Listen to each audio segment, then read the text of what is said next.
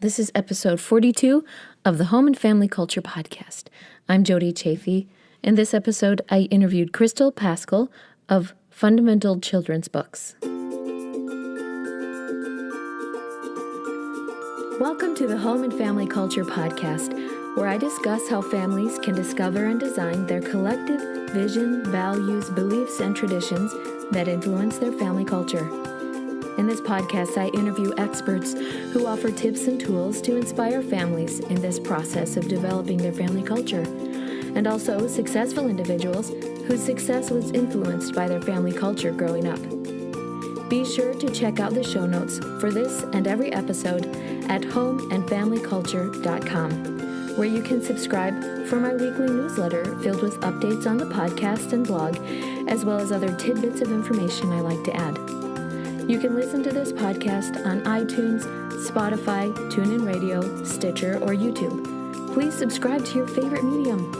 You can also find me on social media at Family Culture Podcast on Instagram, Facebook, and Pinterest, and at _Family Culture on Twitter. Be sure to comment, follow, like, rate, and share. But enough about all of that. Let's get to the episode. Thank you for listening. Crystal Paschal is a wife, mom of 3 boys, and a teacher turned homeschooling parent. She's also the bookworm behind Fundamental Children's Books, an online resource that helps parents find great books for their kids. Crystal loves to read, of course, and she also loves running, crochet, and a good cup of coffee. You can find her online at itsfundamental.info. Welcome, Crystal. Yay! Thank you so much for having me. I'm so excited to be here. I'm glad you could be here. I'm really excited to talk about this topic of helping our families and raising our kids to be readers. So tell us more about what inspired the Fundamental Children's Books. Fundamental Children's Books actually came out of my experience as a teacher. Before I had kids of my own, I was a kindergarten readiness teacher for special needs kids. And one of the biggest questions that I got from parents was, we're going through this particular experience. Can you recommend a book for this? Whether it was, getting rid of the pacifier, or, we just lost a pet, or we're having a new baby. Can you recommend a book? And I've always been a reader. I've always loved books. So that was one of my favorite things to do, was help parents find the books that they needed for what they were going through with their children. And out of that came the idea for a website that was really just devoted to helping parents find great books for whatever they were going through with their children at any stage of their life.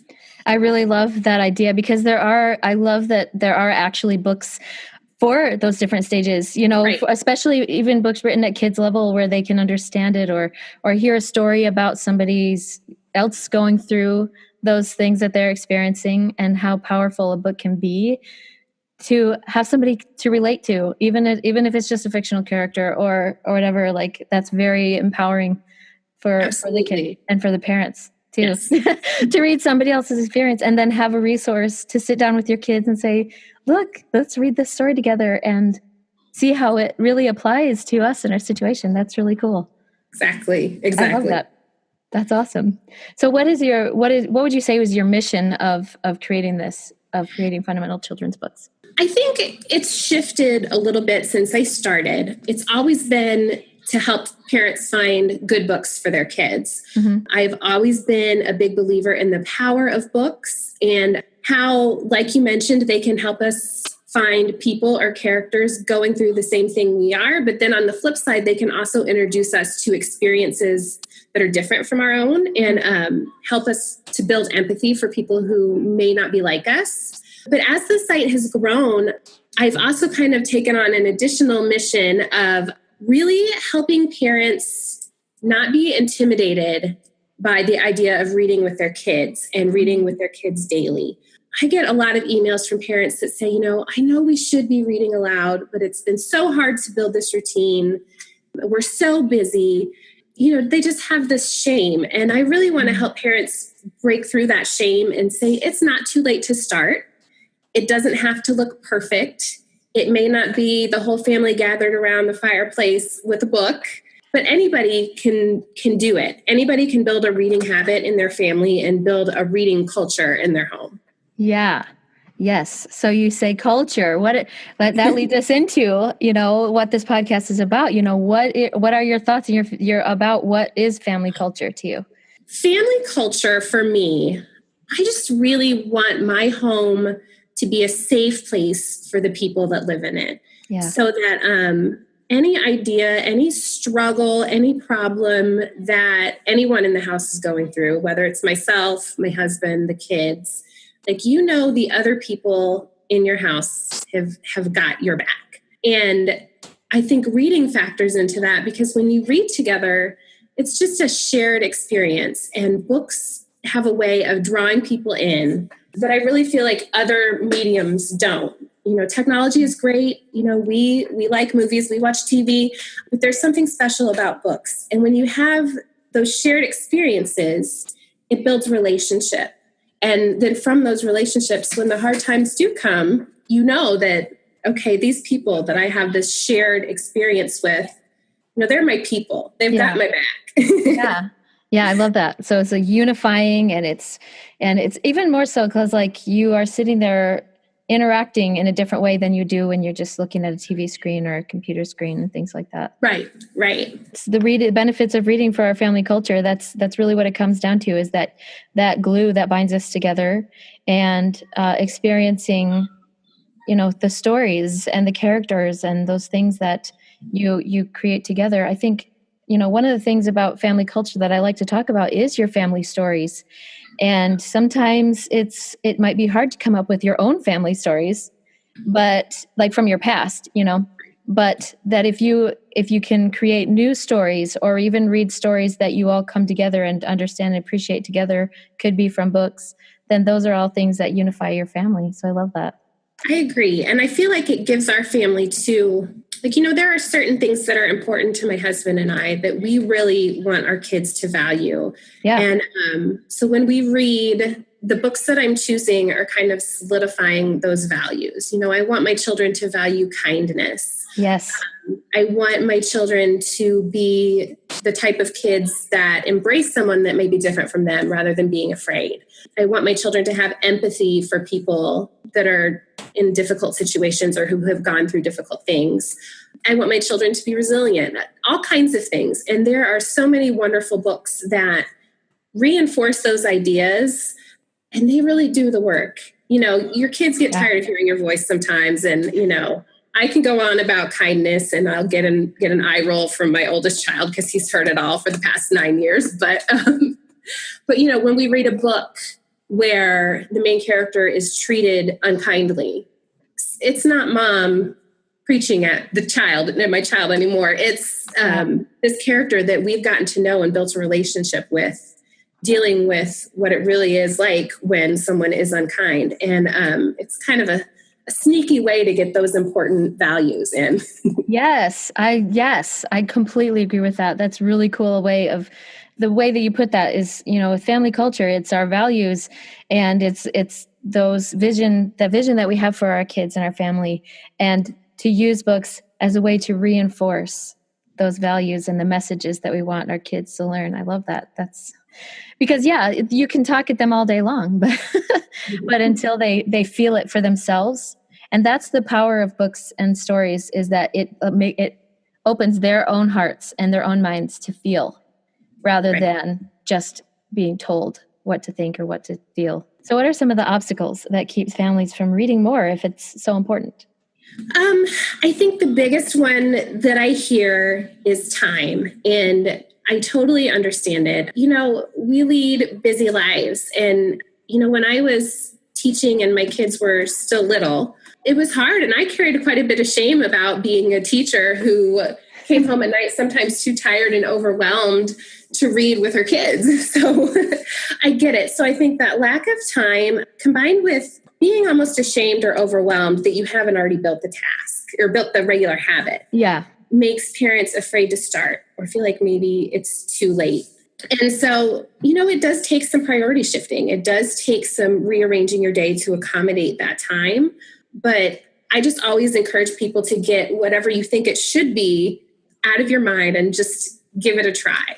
Yeah. We hear recommendations about reading aloud to our kids for 20 minutes a day. And I tell people all the time, if 20 minutes is too hard, try 5 minutes. Yeah. And then maybe a week later, you can try 10 minutes and let it grow.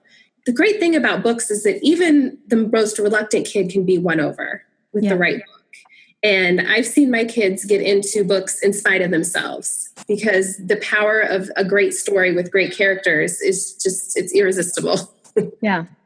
I think one of my obstacles is I sometimes feel bad that I'll start a book and we don't finish it. But then I read somewhere that if you start books and it sparks an interest in your kids, and then they want to pick it up and read it themselves. Do you know what I mean? Yes. Yeah. So it's like a really cool way that even though I feel bad, like, we've only read a few chapters in this book, or whatever, that then my kids are like, oh, I want to know what the end is. Yes. And they remember, we started reading that book or something like that, And so it's okay. Like it's not a big deal if you pick up a book and give it a try and then come back to it again later, or allow your kids the space to just come back to it later. And so that's another way to overcome that obstacle. But I like what you say about just start the habit. Like even if it's just, let's just read one little picture book or whatever it is, that, because a lot of it is just trial and error of figuring out what works for you. Would you say? Yeah. Oh, absolutely. A lot of families I know read right before bed. They'll get everybody together, or, my older two share a room. So they're in their bunk beds and they read before bedtime. And for a long time, I tried to make reading before bedtime work for us, and it didn't work for us. Uh-huh. We were all just a little too tired at the end of the day to, my mood wasn't ideal. Yeah. They were tired. My middle son would sometimes fall asleep before I was done reading for the night, and then wake up in tears the next day because he had missed part of the story. Oh. Could I please go back? And then my older one didn't want to go back. And so I finally just realized there's no rule that says we have to read before bedtime. We can read another time, or, we could do a short picture book at bedtime, and I can read aloud out of a chapter book during the day, and that'll fit our lives better. So a lot of it is trial and error, and not being afraid to think outside the box or do something a little bit unconventional. Yeah. So what about those families that try to read aloud, but their kids are too busy, too distracted? What are some tips that you would offer them to try and maybe just wrangle them in and bring them in to sit still a little bit longer? A big tip for me is, if you have a child that's disinterested, getting them involved in the story choosing is always fun. Kids like to feel like they have a say. And, sometimes my kids have pointed me to really fun books I wouldn't have found otherwise. Uh-huh. And I also know that some kids are just busy by nature, or, kids with ADHD or other attention issues, asking them to sit still and listen to a story just isn't possible for them. And so there's nothing wrong with handing your busy child a piece of paper and some crayons and saying, why don't you draw while we read? Or why don't you, play with a little toy that keeps your hands busy, or walk around the room if that's easier for you, bounce on the yoga ball if that keeps you busy. That's a good idea. Like I said, it really doesn't have to look like maybe this Norman Rockwell painting of what a perfect read aloud time would be like. A lot of times in our house, my oldest is hanging upside down with his feet at the top of the couch and his head by the floor. And my middle son may or may not have pants on, depending on how the day is going. And so there's all kinds of stuff. And I'm trying to read and wrangle a baby who would really like to hold the book for me. So it isn't always the most picturesque scene, but we have a lot of fun, and it's what works for us. Yeah. My 7-year-old will sit there and play with Legos for hours and hours, and it would be silly for me to be like, no, put those away and listen to the book. Right. And that's actually helping him. Yeah. Yes, exactly. I've had parents ask me about, trying to read with a toddler, and that little toddler will just be all over the place, into toys, and then 5 seconds later over on the other side of the room doing something else, and the parent thinks that they're reading to themselves. Yeah. But they're not. The toddler is hearing, is processing those things, and is more engaged than you may think. Engagement for a kid may look different than what it looks like for an adult.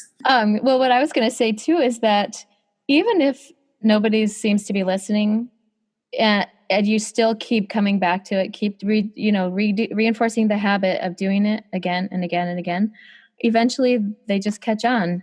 And you are the one that needs to develop the habit almost. As a parent, it's like, if we're developing the habit, then the kids really will catch on to that. Exactly. We make time for the things that are important to us. Yeah.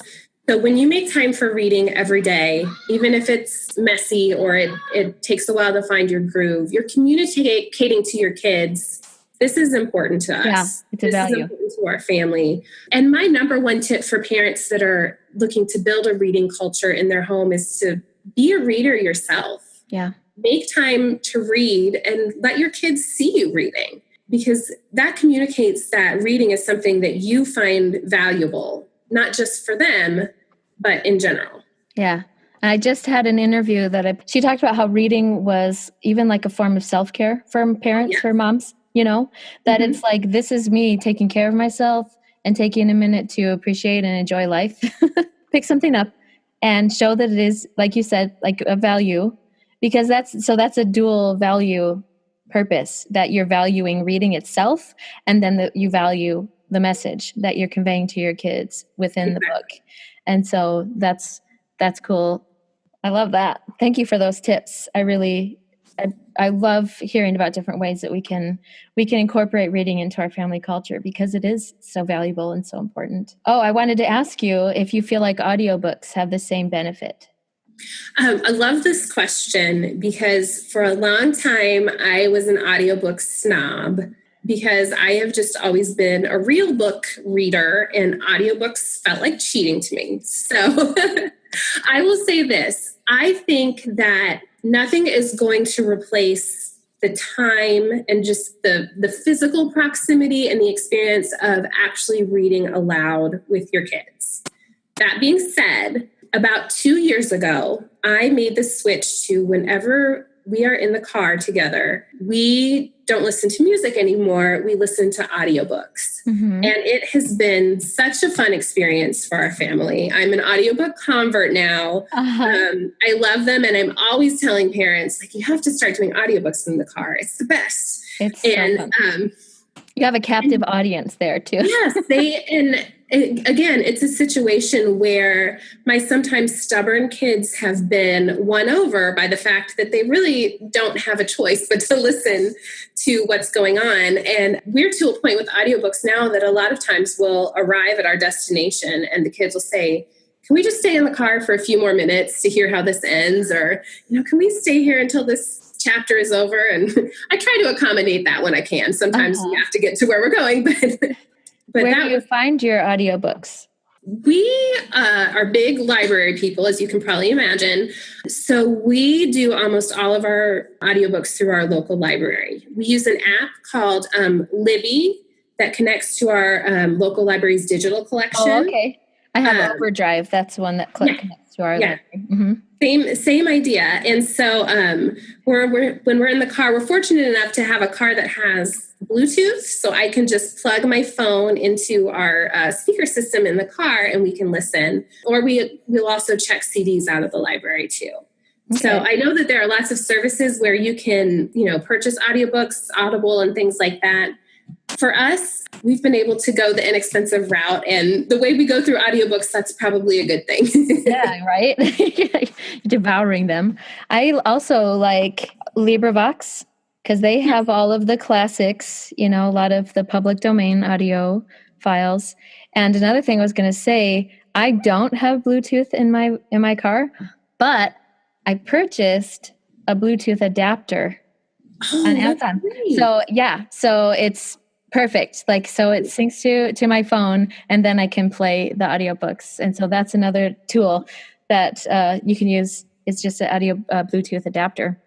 Oh, that's great. And then we have Bluetooth speakers just around the house. Yeah, we do too.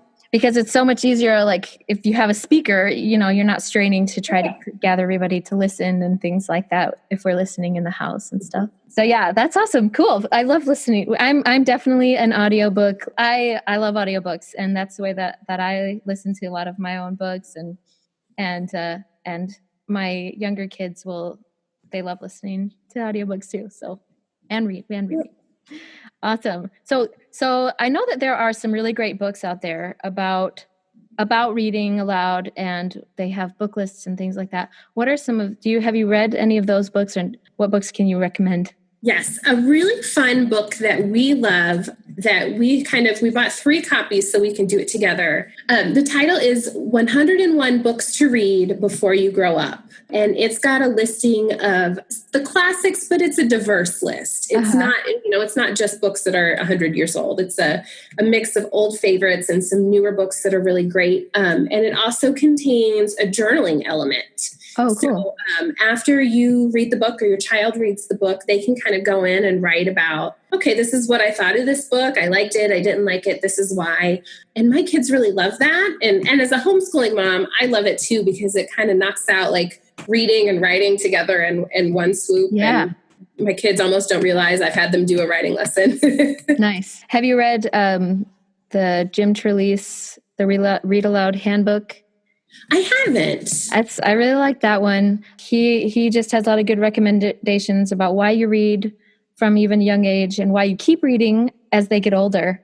Because, even as they get older, they still need to hear you reading to them, and they need to, reading just above their reading level helps to expand their own reading level and comprehension. And so that's a really good one. A couple that I haven't read yet that are on my list is Honey for the Child's Heart. Yes, that's a series, right? Because there's Honey for the Teenager's Heart and things like that. Another great resource is Give Your Child the World by Jamie Martin. Another good resource is the Institute for Excellence in Writing. Yes. They have really good resources for reading and writing and things. So just a couple tips, a couple resources throughout there. Awesome, Crystal. I really love all of your tips and ideas. And I really am excited to share with my audience your websites and your resources. What would you say is your parting tips for families trying to learn how to read? And then share with us where we can find you. Sure. So my number one tip is just get started. It's not too late. You haven't messed up if you haven't started building a reading culture in your household and your kids are older. Just don't be afraid to start, and don't be ashamed of the fact that you haven't started. Just start and see where it takes you. Awesome. Thank you. I love that. Where can we find you, Crystal? Well, my website is Fundamental Children's Books, and you can find it at itsfundamental.info. Mm-hmm. And then on social media, just at Fundamental Books on any of the social media channels is where you can find me. Cool. That's easy enough to remember. I love it. Awesome. Thank you so much, Crystal. Thank you for taking the time out of your busy schedule to be on the show and share with us more about this. It's such an important topic. And, family culture is really about these values that we want to help our kids to learn. And, reading to them it goes beyond literacy. Yeah. Right. It goes beyond that. It's our relationships with each other. It's our relationships with the stories. And it's about the values that we are helping to instill in them. Exactly. And so thank you for your message. Thank you for your work. Thank you so much, Crystal. I really love all these resources and tips and tools to help us to read more to our families, and why it is so important to our family culture that these stories that we share together are so important to these shared experiences that we have as families, and then to be able to teach our children through our example that reading is important, and also the values that the books convey that we can teach our children. So you can check out Crystal's website at itsfundamental.info, and you can also see other book recommendations that I talk about at homeandfamilyculture.com/books, and you can check out the show notes for this and every episode at homeandfamilyculture.com. Again, please like and follow and rate and share And thank you so much for listening. Do you want to take a second? I keep hearing somebody. Yes, I'm so sorry. My dog is very upset. It's okay. You can shut the door, and she just can't have that. What do you need, pup? Okay, you're in here now. It's fine. That's funny. Another obstacle to reading sometimes. Right.